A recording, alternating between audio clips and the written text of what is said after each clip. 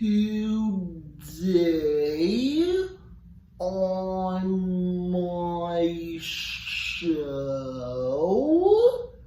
of what I'm going to talk about on my show today is I'm going to talk about an educational difference topic of high functioning autism versus low functioning autism.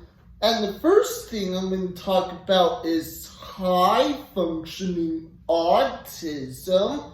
So for example, you know how sometimes in general that people who has high functioning autism, that means they're super smart at different stuff, like how people who are born with that, some of them are really good at science, business, computers, movies, video games, and they're a lot good at different stuff. And also sometimes they might need a little bit more help on different stuff, not a lot more, but maybe some help. But again, it depends on the situation. And also another thing about high functioning autism, that the character Dr. Sean Murphy from The Good Doctor, he has high functioning autism. And fun fact, I also have high functioning autism too. And people who also has high functioning autism, that means they're really friendly, nice, kind, and sometimes funny in general.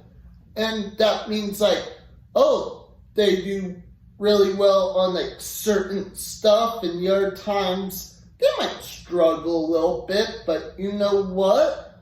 We're all different no matter what. And now the other thing I'm going to talk about is low functioning autism.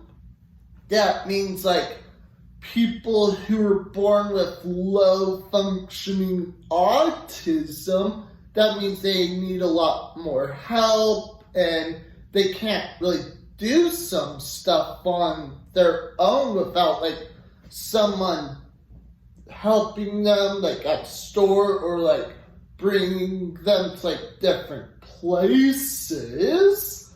And what both of them relate in common is it depends on what type of behavior it is.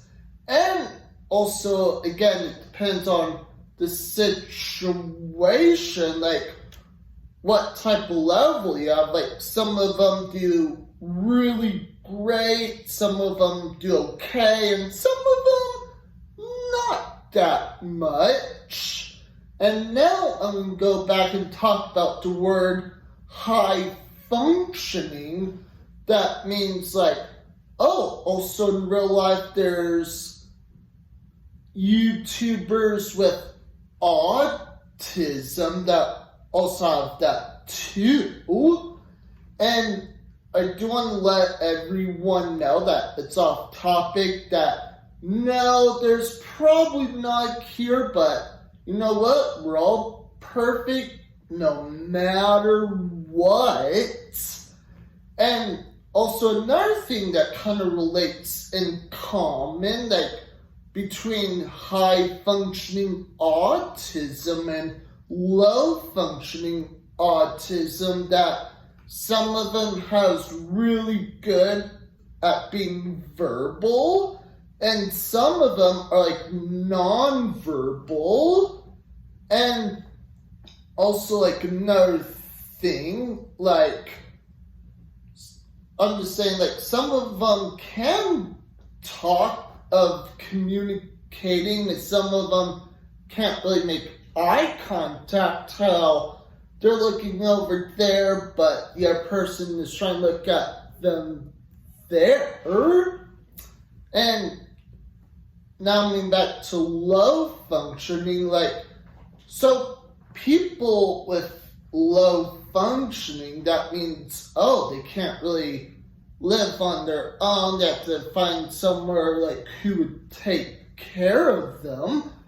And now we can go back to high functioning autism, like, also another example, what kind of relates to high functioning autism, that atypical kind of relates to that, like a Netflix show. And also, again, like, some of them are like good at making their own food, and some of them, they try their best, but not much. But you know what? Again, like, God loves us even though we're all born different. And before I go, also want to make this episode for how I taught you about differences of high functioning autism versus low functioning autism. And I just want to let everyone know of a friendly reminder that if you're wanting to learn more about autism in general, then you are welcome to, like, read books or, like, go online.